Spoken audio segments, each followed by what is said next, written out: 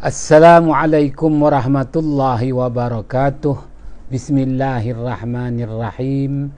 Wabihi nasta'in ala umurid dunya waddin. Alhamdulillah. Wassalamun ala ibadihilladzina astafa. Amma ba'. Sidang ahli jamaah yang dirahmati Allah, pertamanya kita panjatkan kesyukuran kehadrat Allah Subhanahu wa taala, limpah rahmat yang Allah Subhanahu wa taala anugerahkan. Bersua kembali hari ini 19 hari bulan Syawal 1442 Hijrah bersamaan 31 Mei 2021 Masihi, hari Isnin. Bertemu kembali, moga-moga kita sentiasa dalam peliharaan Allah Subhanahu wa taala. Hadis riwayat Imam At-Tirmizi dari Abdullah ibnu Mas'ud radhiyallahu an. Rasulullah sallallahu alaihi wasallam bersabda, "Salullah min fadlih, fa innallaha yuhibbu an yus'al. Wa afdalul ibadati intizarul farji." Atau kama qala Rasulullah sallallahu alaihi wasallam. Artinya, mintalah kamu, pohonlah kamu, berdoalah kamu kepada Allah Subhanahu wa taala daripada limpah kurnia Allah Subhanahu wa taala yang Maha Pengasih lagi Maha Penyayang, Maha Kaya. Kerana bahawasanya Allah Subhanahu wa taala amat menyukai bahawa seseorang hamba itu minta kepadanya, mohon kepadanya, rayu kepadanya, berdoa kepadanya. Dan ibadah yang paling utama ialah menunggu, menanti dengan sepenuh harapan detik-detik dibukakan segala jalan-jalan penyelesaian masalah kehidupan. Sidang ahli jamaah yang dirahmati Allah, Baginda Muhammad sallallahu alaihi wasallam menjelaskan kepada kita 3 perkara. Pertama, tuntutan berdoa. Yang kedua, nilai doa. Dan yang ketiga, natijah daripada berdoa. Yang pertama, tuntutan berdoa. Sebab itu Rasulullah sallallahu alaihi wasallam bersabda, "Salullah min fadli." Mintalah kamu, pohonlah kamu, rayulah kamu, berdoalah kamu kepada Allah daripada limpah kurnia Allah Subhanahu wa taala. Allah Subhanahu wa taala itu al-istighna, terkaya daripada segala sesuatu. Allah Subhanahu wa taala itu iftiqar, segala sesuatu semuanya berhajat kepada Allah Subhanahu wa taala. Maka dengan sebab itu Rasulullah sallallahu alaihi wasallam ajarkan kepada umatnya, minta, pohon, rayu. Minta, pohon, rayu, doa kepada Allah Subhanahu wa taala dengan limpah kurnia Allah Subhanahu wa taala. Ya, kerana Allah taala itu al-istighna, terkaya dari segala sesuatu. Allah Subhanahu wa taala itu al-iftiqar, segala sesuatu semuanya berhajat kepada Allah. Allahus Samad. Sidang ahli jamaah yang dirahmati Allah, perkara kedua, Baginda Muhammad sallallahu alaihi wasallam menyatakan kepada kita nilai doa. Maka Rasulullah bersabda, "Fa innallaha yuhibbu an yus'ala." Kerana bahawasanya Allah Subhanahu wa taala amat menyukai hambanya yang minta kepadanya, hambanya yang pohon kepadanya, hambanya yang rayu kepadanya, hambanya yang berdoa kepadanya. Itulah dia nilai doa. Apakah nilai doa? Setiap hamba yang berdoa kepada Allah akan mendapat penghormatan dari Allah. Setiap hambanya yang merayu pohon minta pada Allah akan mendapat penghargaan dari Allah. Apa jua doa seorang hamba dengan Tuhannya, ya, ada nilai kemuliaan di sisi Allah Subhanahu wa taala. Itu nilai doa. Doa mendapat penghormatan dari Allah, mendapat penghargaan di sisi Allah, mendapat kemuliaan dari Allah Subhanahu wa taala. Perkara yang baginda Muhammad sallallahu alaihi wasallam bimbangkan, ya, nanti saya akan kemukakan pada kuliah yang lain. Hadis riwayat Imam Ahmad, saya kunu ummati, akan datang berlaku kepada umatku ya'tadu fid doa, mereka itu hanya beradat sahaja dalam berdoa, beradat sahaja dalam berdoa. Jadi doa itu dah sekadar menjadi adat. Doa selamat, kesyukuran, doa je lah nak menghadapi wabak ni kan.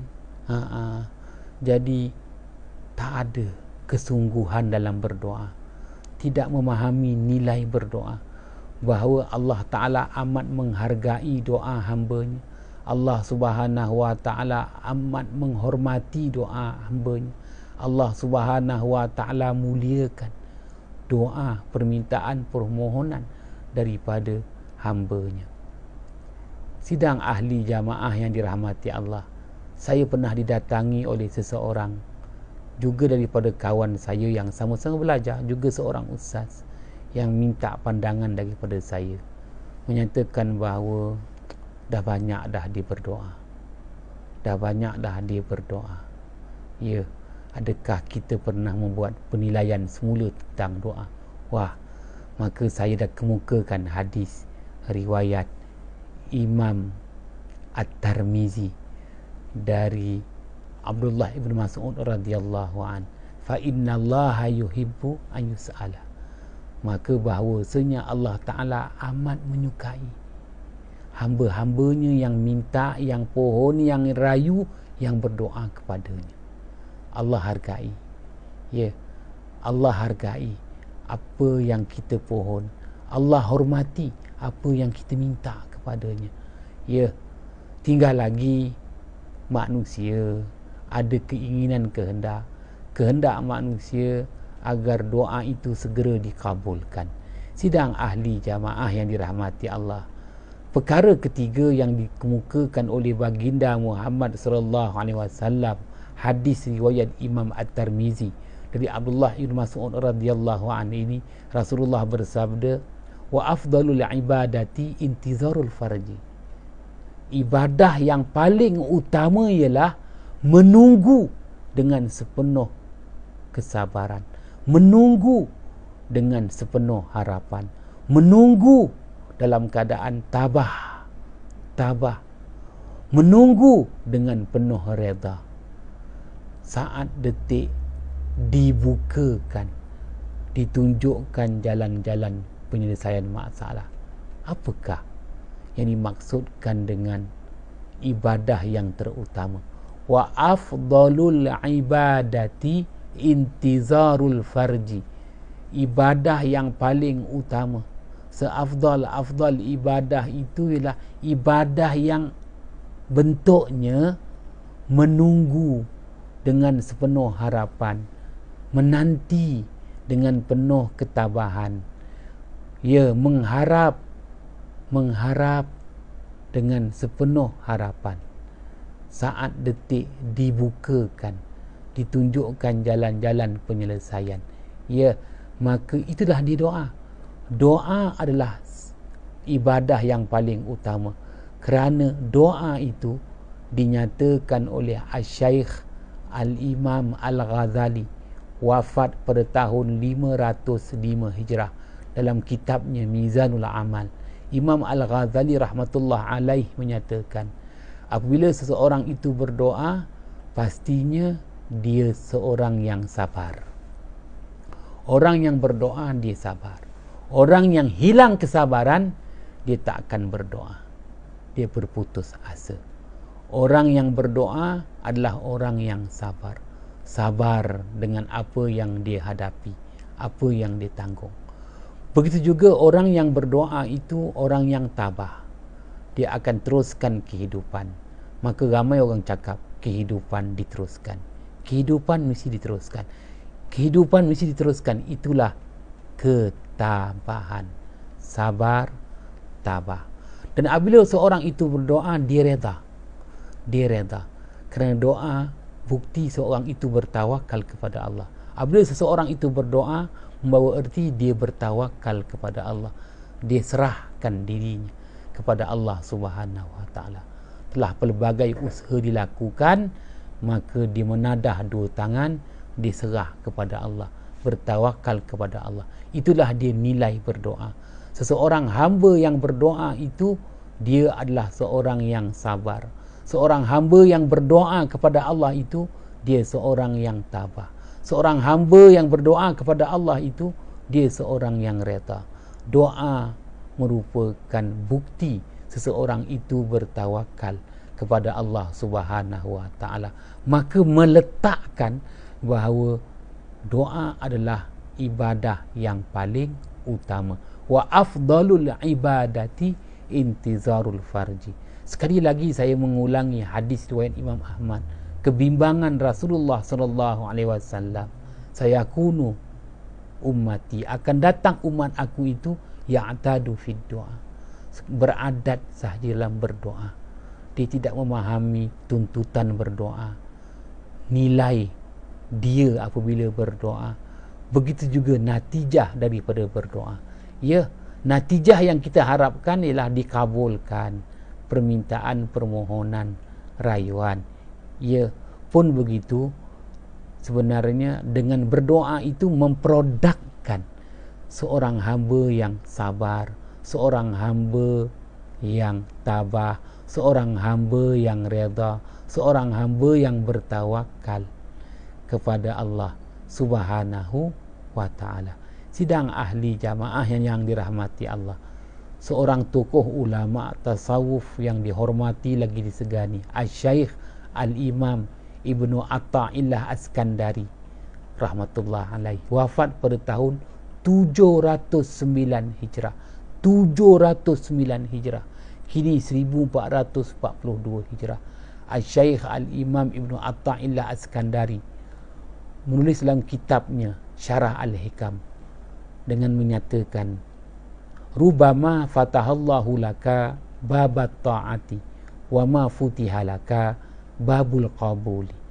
Kadang-kadang Allah telah membukakan kepada diri engkau pintu-pintu ketaatan, akan tetapi tidak dibukakan lagi kepada diri kau pintu-pintu qabul.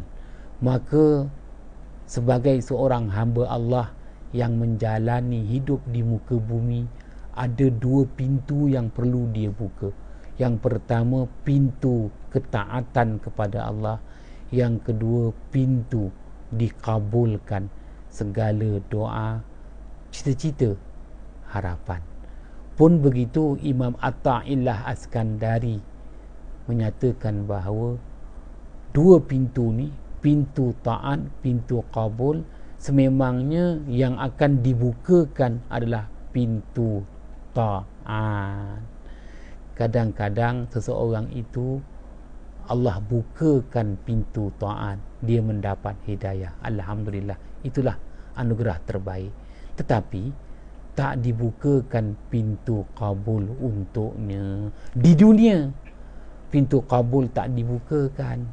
Ya, maka kalaupun pintu kabul tak dibukakan di dunia, tetapi terserlah dia seorang hamba Allah yang sabar, terbukti dia seorang hamba Allah yang tabah, dia seorang hamba Allah yang reda, dia seorang hamba Allah yang benar-benar bertawakal, yang Allah Ta'ala puji dalam Al-Quran.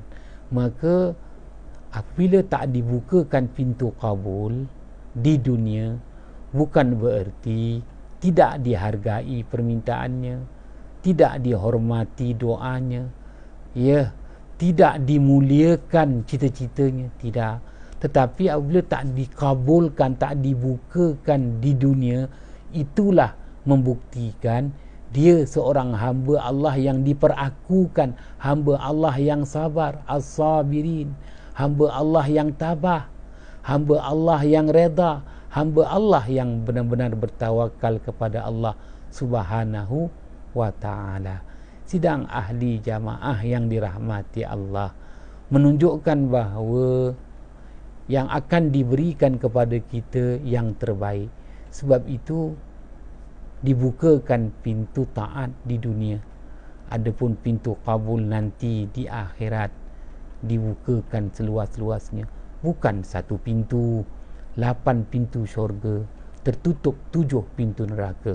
Sidang ahli jamaah yang dirahmati Allah, semoga bersua kembali. Salah silap, mohon jutaan kemaafan. Wabillahi taufiq wal hidayah.